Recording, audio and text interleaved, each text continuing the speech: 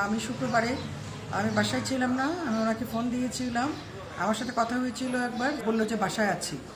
তারপর আপনার মেবি উনি নামাজ পড়তে গিয়েছে কিনা সেটাও আমি জানি না, যেহেতু শুক্রবার দিন ছিল। আর হচ্ছে এরপরে যতবারই ফোন দিয়েছি কিন্তু বেজে যাচ্ছিল, ফোনটা কেউ ধরছিল না। পরে আমি যোগাযোগ করার চেষ্টা করি সবার সাথে, আশেপাশে আমার যেসব কর্মচারীরা আছে তাদের সাথে, তো ওরা বলল যে স্যার কোথায় আছে আমরা জানি না। আপনারা তো আমার বাসায় এসেছেন, তাহলে আপনারা তো দেখতে পাচ্ছেন আমার বাসার আশেপাশে এই দুইজন করে 4 জন করে লোক দাঁড়িয়ে ভিডিও করে, ছবি তুলে, এগুলা আমি নিজেও এরা কারা আমার প্রশ্ন আপনার কাছে, এরা কারা আপনারা খুঁজে বের করেন।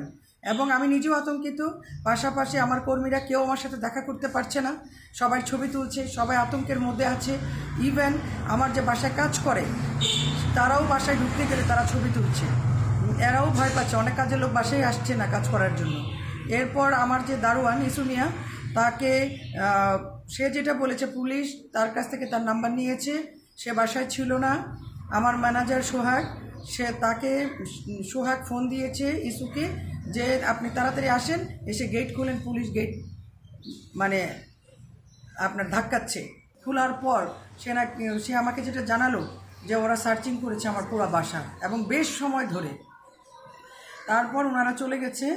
এবং আরেকটা জিনিস সেটা হচ্ছে যে এখন আপনি যে বলছেন, আমাকে প্রশ্নটা করেছেন, আমি মনে করি যে ওনার জনপ্রিয়তাই এই জিনিসটার জন্য কাল হয়ে দাঁড়িয়েছে। আমি এই কাজগুলো কীভাবে করবো, আসলে অ্যাকচুয়ালি যদি একটা সুষ্ঠু নির্বাচন হতো তাহলে এই অবস্থা তো হতো না, এটা আপনারা ভালো জানেন।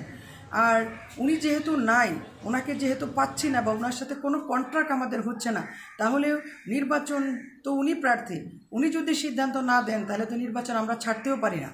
তো আমার কর্মীরাও এই কথা বলছে যে আমরা নির্বাচন ছাড়বো না, হ্যাঁ, আর হচ্ছে আমরা নির্বাচন চালিয়ে যাচ্ছি, আপনাদের কোনো কথা লাগবে না, আমরা নিজেরাই নির্বাচন চালিয়ে যাচ্ছি, এটা আমার কর্মীদের ভাষ্য।